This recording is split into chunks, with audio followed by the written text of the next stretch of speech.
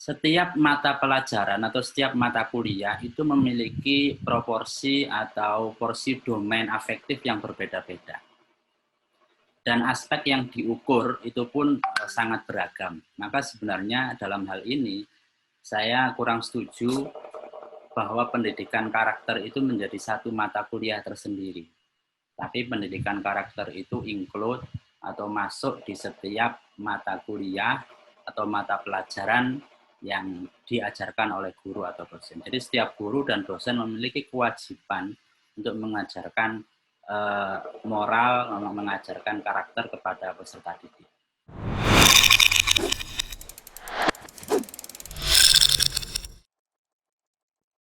Assalamualaikum warahmatullahi wabarakatuh.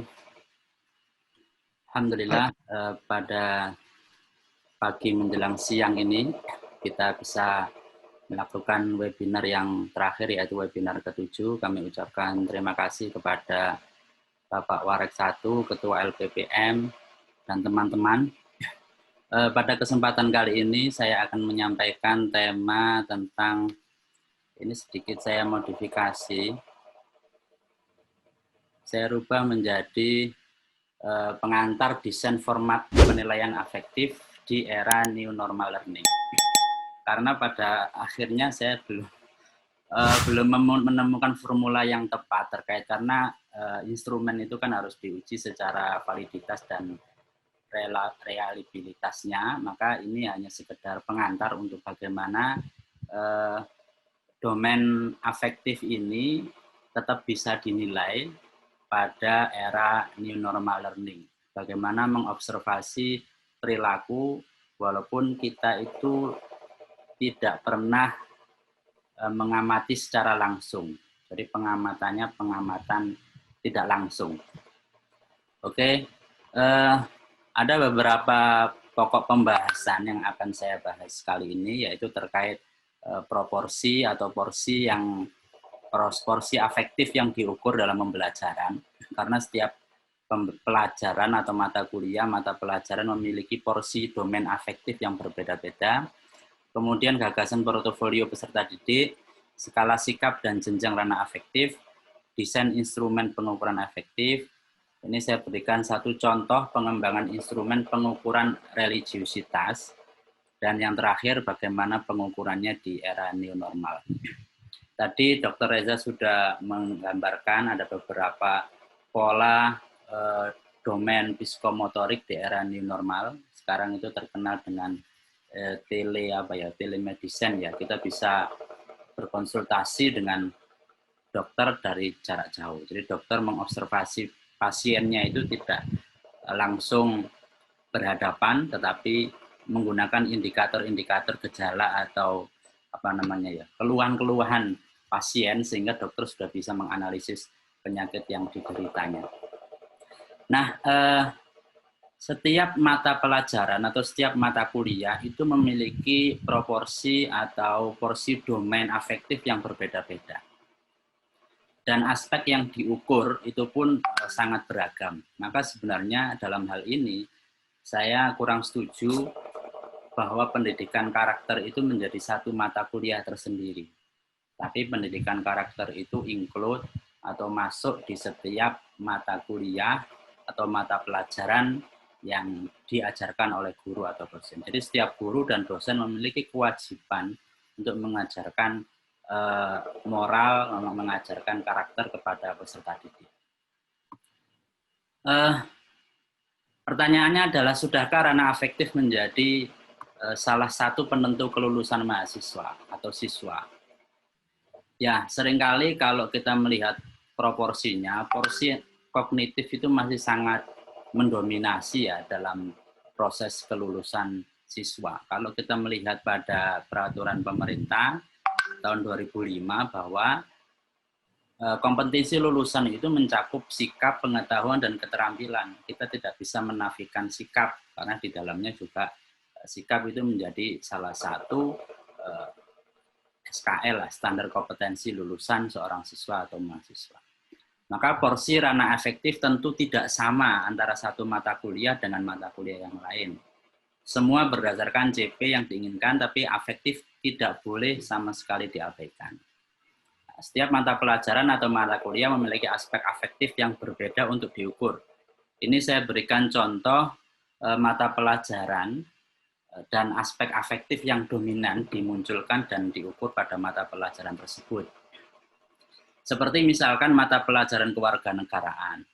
Itu aspek afektif yang dominan adalah pembentukan karakter bangsa, kemudian kemampuan berpikir kritis, kepedulian lingkungan sosial, politik, ekonomi, budaya, dan lain-lain.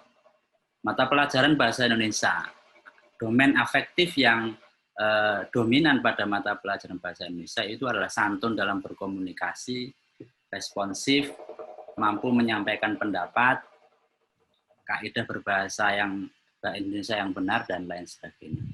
Kemudian mata pelajaran matematika, ada ketelitian, ketekunan, kemampuan, mata pelajaran sejarah, cinta tanah air, kebersamaan, dan lain-lain. Begitu seterusnya. Jadi setiap guru atau setiap dosen itu menentukan domain afektif apa yang ada dalam mata kuliah atau mata pelajaran yang ia ajarkan. Domain afektif ini tentu harus disepakati bersama di setiap mata kuliah atau mata pelajaran yang kita ajarkan. Sehingga setiap guru dan setiap dosen itu memiliki kewajiban untuk memiliki tanggung jawab lah dalam membimbing karakter peserta didik. Kalau kita melihat mata kuliah kita ya di Unmu Surabaya, komponen nilai mata kuliah kalau kita lihat di cyber itu kan ada UTS, UAS. UTS, UAS kalau kita kategorikan pada 3 ranah itu sepertinya cenderung kepada ranah kognitif. Sedangkan tugas ini kalau misalkan kayak kedokteran, teknik, tentu ini masuk pada ranah psikomotorik ya. Nah, di mana posisinya afektif? Nah, sepertinya ini ada pada aktivitas. Tapi kalau aktivitas ini diarahkan pada hanya kehadiran siswa di perkuliahan, artinya masuk absensi minimal 70% baru bisa mengikuti UTS. Artinya karena efektif sama sekali tidak masuk pada nilai sebuah mata kuliah. Kecuali kalau memang aktivitas ini adalah masuk pada penilaian afektif. Pun itu hanya 20%. Jadi misalkan ada seorang anak yang sangat pintar sekali, kemudian nilainya bagus, tapi kurang ajar. Itu sebenarnya masih bisa lulus karena apa ya, hanya 20%.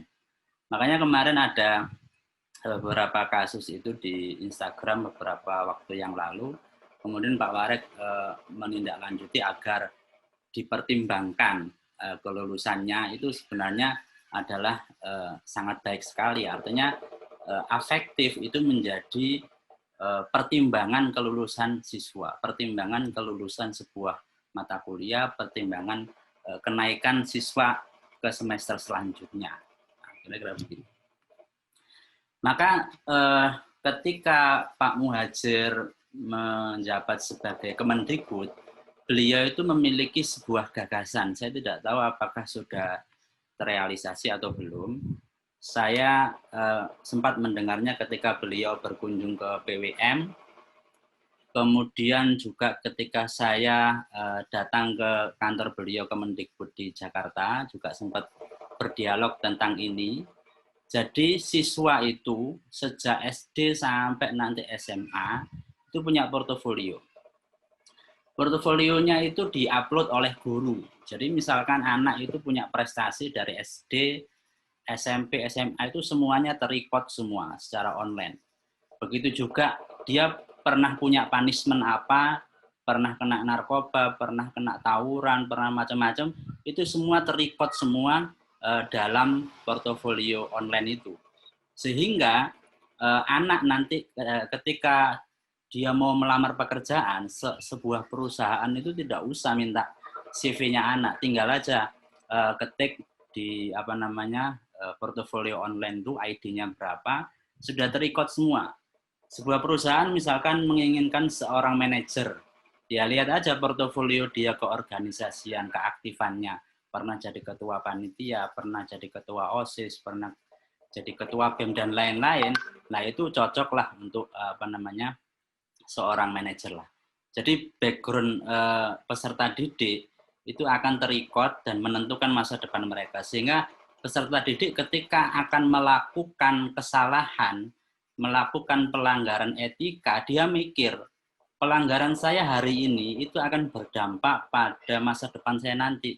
Bisa jadi saya sulit mencari kerja, bisa saja saya menjadi pengangguran dan lain sebagainya. Maka gagasan portofolio peserta didik ini sangat menarik. Artinya setiap orang itu memiliki portofolio sendiri dari segala macam aspek yang itu diupload oleh masing-masing sekolah.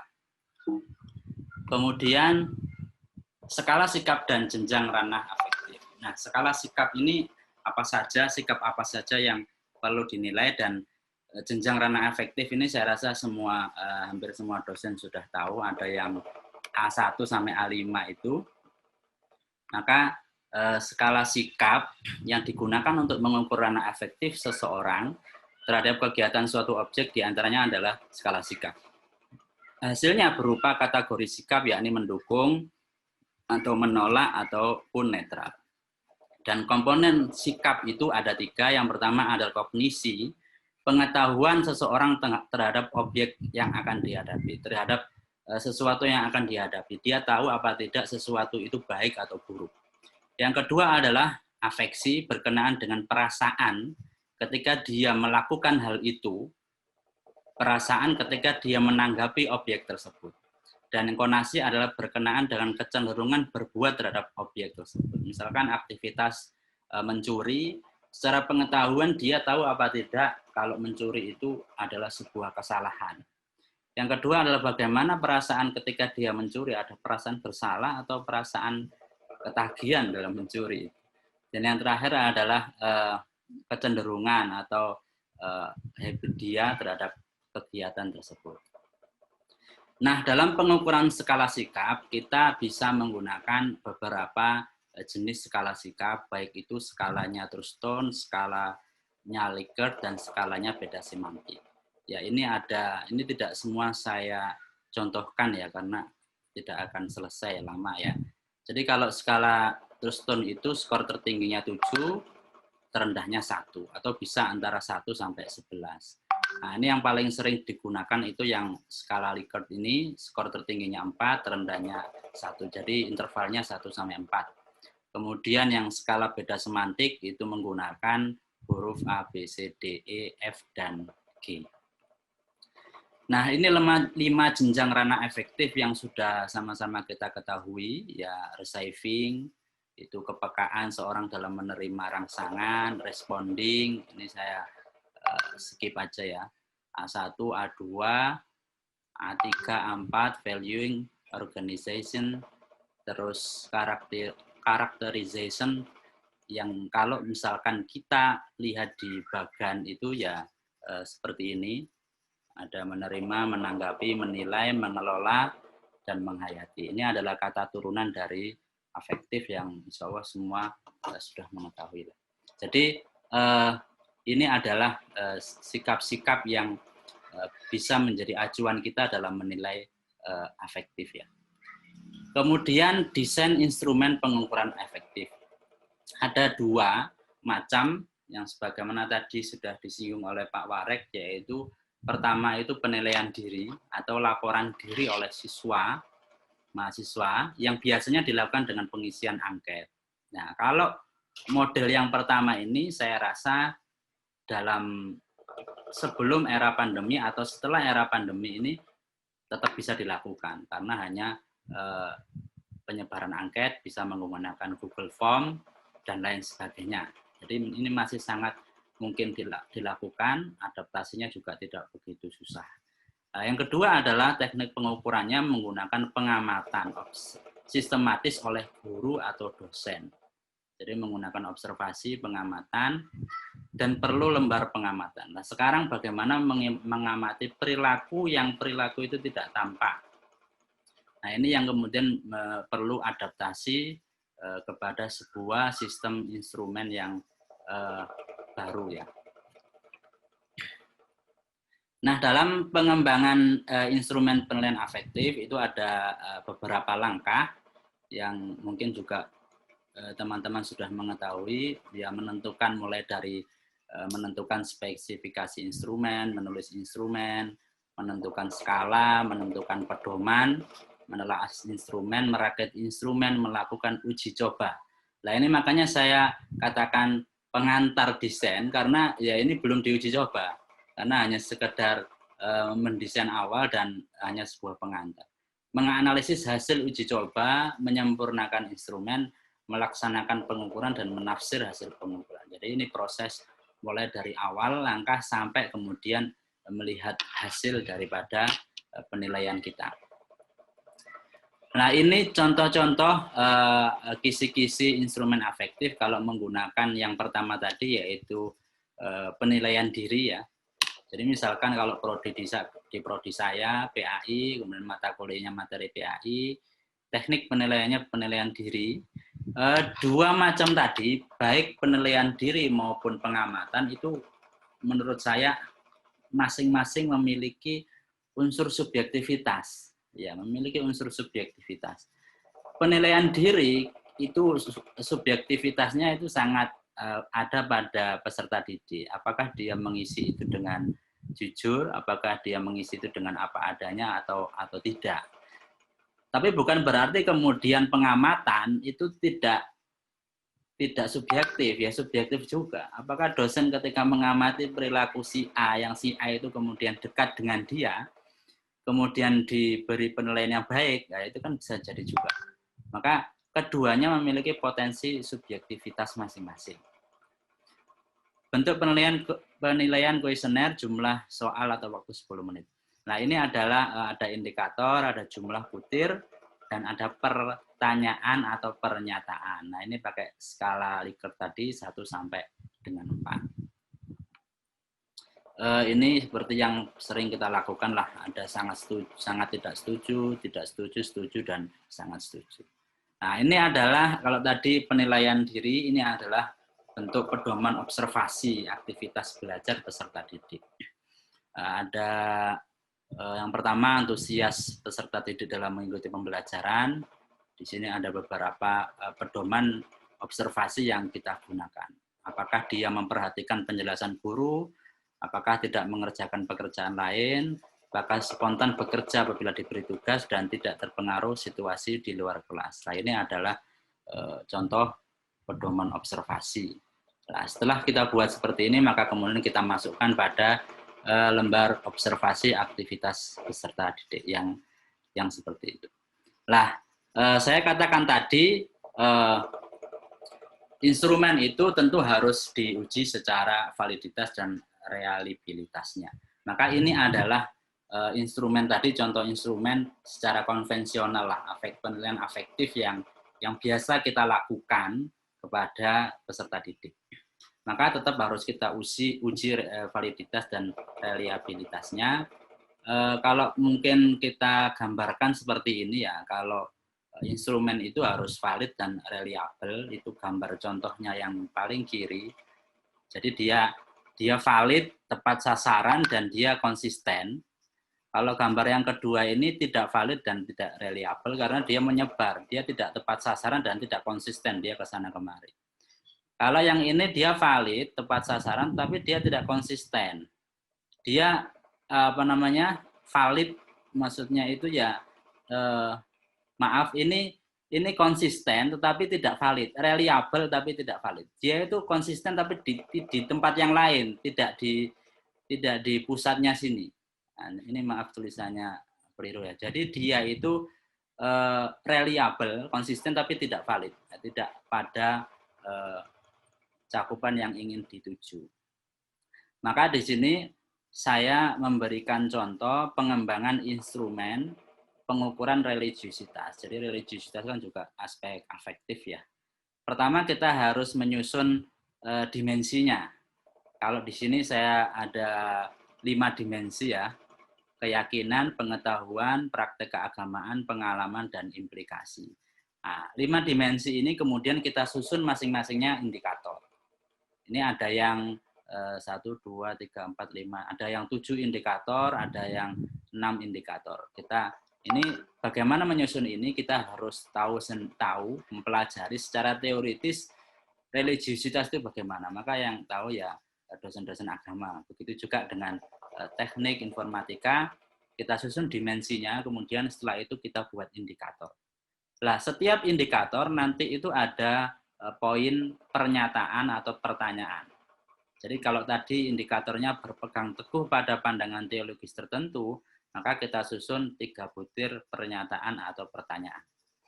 Nah, ini ada sekitar 80 soal atau butir soal, tetapi tidak semua itu kita gunakan.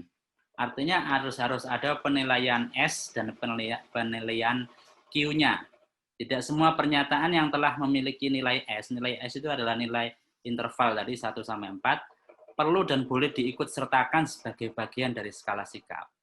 Karena itu ya terlalu banyak. Intervalnya tampak setara, tidak memerlukan banyak pernyataan. Jadi cukup 30 sampai 40. Maka 80 butir ini kita saring menjadi 40. Nah, ini nanti kemudian diuji validitasnya dan reliabilitasnya tadi. Nah, kalau kita masukkan di bagan ini, dihitung, ya ini tidak saya jelaskan menghitungnya. Ada nilai S dan nilai Q, kemudian nanti ada keterangan dia lolos atau tidak. Nah, ini proses penyaringan butir nilai tadi ya. Nah, ini S adalah median atau skala nilai tadi. Nah, Q itu adalah ukuran variansi antara distribusi penilaian dari 50% kelompok penilai terhadap suatu pernyataan. Jadi hanya 50% saja dari 80 soal tadi. Sehingga kemudian dirapatkan lagi, ini nomor lamanya, nomor butir lama, ini nomor butir baru. Sehingga kemudian menjadi 40 butir. Nah, ini sebelum kita mengukur harus membuat tadi dimensi indikator, kemudian membuat soal, kemudian diuji validitasnya dan reliabilitasnya menjadi seperti ini. Nah, sekarang bagaimana mengukurnya di era new normal learning? Saya katakan tadi bahwa kalau penilaian diri itu menjadi tidak masalah. Artinya adaptasinya itu tidak susah lah, karena hanya menggunakan kuesioner, angket yang bisa kita buat di Google Form, dan banyak aplikasi lain yang bisa dimanfaatkan. Tapi bagaimana mengobservasi tadi misalkan religiusitas seorang anak, itu bagaimana mengukurnya? Yang pertama, tentu kita harus melibatkan empat hal ini. Yang pertama, pelibatan orang tua. Saya kemarin membaca bukunya Renat Kasali itu tentang sentra. Ada namanya program BCCT, Beyond Center and Circle Teaching. Mungkin orang dosen-dosen PAUD mengenalnya. Itu punyanya Dr. Pamela. Itu anak PAUD, seorang guru dan orang tua tidak boleh melakukan 3M. M itu marah, menyuruh, melarang. Nah, bagaimana program itu bisa jalan? Tidak mungkin kemudian program itu dijalankan oleh guru di sekolah, tetapi kemudian orang tua di rumah tetap memarahi, tetap melarang, tetap menyuruh. Maka ada namanya PPOT atau pelatihan oleh guru. Jadi anak ketika disekolahkan di Al-Falah itu di Jakarta harus menandatangani bahwa bahwa orang tua juga harus ikut sekolah. Sekolah dalam arti pelatihan. Jadi program ini tidak akan berjalan kalau orang tua itu tidak dilibatkan. Maka di sini observasi, karena work from home, sekolah dari rumah, studi di rumah, maka orang tua tentu menjadi orang yang harus dilibatkan dalam observasi ini. Maka orang tua juga harus dibuatkan pedoman observasi, lembar observasi. Yang kedua adalah pelibatan teman sejawat, ya teman sejawat, teman yang paling dekat. Jadi karena kalau dalam mahfudot itu al-qorinu bil muqarinil muqtadi. Jadi teman dengan teman itu identik. Karena itu harus ingin mengetahui teman, kalau ingin bertanya sesuatu itu jangan tanya kepada seseorang, ya tanya temannya. Kemudian ini adalah pelibatan media sosial. Mau tidak mau perilaku saat ini itu adalah perilaku yang kemudian termanifestasi dalam sebuah bentuk media sosial. Apalagi anak-anak saat ini sudah memiliki banyak sekali media sosial, maka perilaku bisa kita amati melalui media sosial mereka. Dan yang terakhir adalah pelibatan masyarakat sekitar, masyarakat yang ada di sekitar orang itu. Maka aspek nilai yang kita amati, kita observasi itu adalah sikap, minat, nilai, dan normal, serta konsep diri.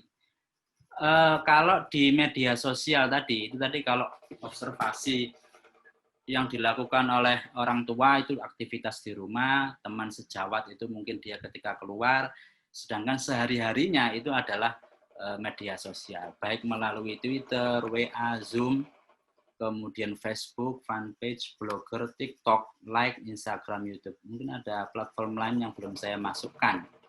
Nah, ini yang menjadi problem adalah bagaimana mengobservasi perilaku mereka bermedia sosial. Idealnya mungkin sebuah lembaga pendidikan itu harus memfollow semua media sosial peserta didik.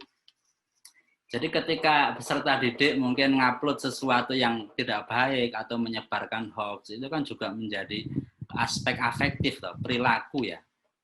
Apa ketika dia bermain TikTok itu menggunakan kerudung apa tidak, like ya memang seperti sesuatu yang susah juga, tapi bagaimana lagi penilaian seperti itu. Tapi anak didik itu juga tidak bodoh ya, dia mungkin lebih pintar daripada kita. Bisa jadi nanti ketika ada program seperti itu, semua Instagram harus atau semua media sosial harus memfollow Instagram atau Facebooknya Prodi, sehingga Prodi bisa memantau apa yang mereka upload.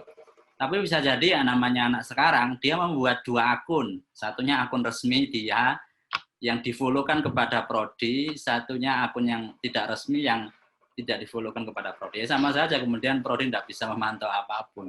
Maka ini ada dosen PAI, dia itu ya memang karena memang orang IT ya, orang media sosial, dia punya banyak akun bayangan.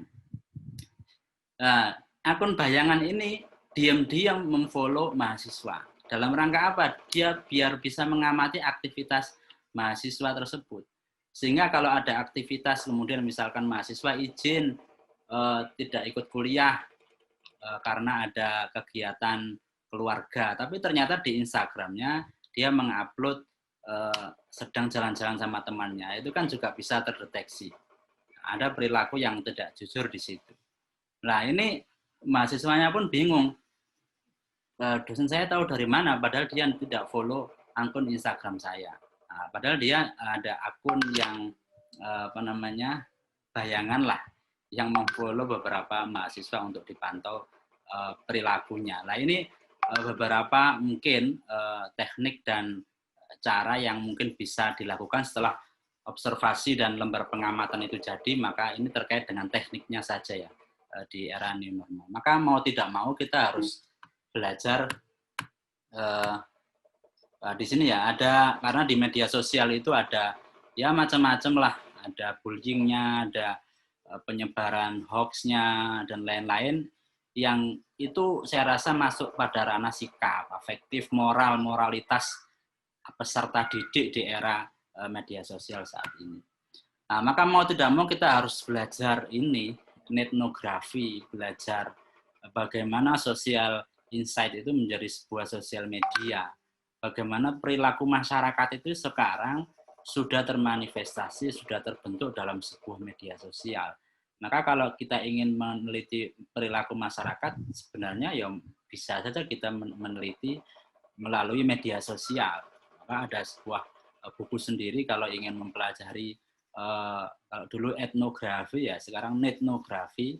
Nah, ini bisa bagaimana selain instrumen itu, instrumen yang konvensional itu diadaptasi, kita belajar dengan etnografi ini. Nah, maka terkait dengan ini beberapa bahan bacaan saya mencari beberapa yang spesifik, buku yang spesifik menjelaskan tentang instrumen efektif itu tidak begitu banyak. Saya menemukan dua ini, yang kemudian kalau Bapak Ibu ingin menyusun instrumen afektif, bisa melihat ini, tapi kemudian adaptasinya di dunia new normal learning itu nanti kemudian bisa belajar etnografi tadi, sehingga kemudian bisa tentu diuji dulu di hasilnya, kemudian baru bisa diterapkan. Saya rasa itu yang bisa saya sampaikan. Kurang lebihnya mohon maaf jika ada pertanyaan, monggo silakan. Assalamualaikum warahmatullahi wabarakatuh. Waalaikumsalam warahmatullahi wabarakatuh.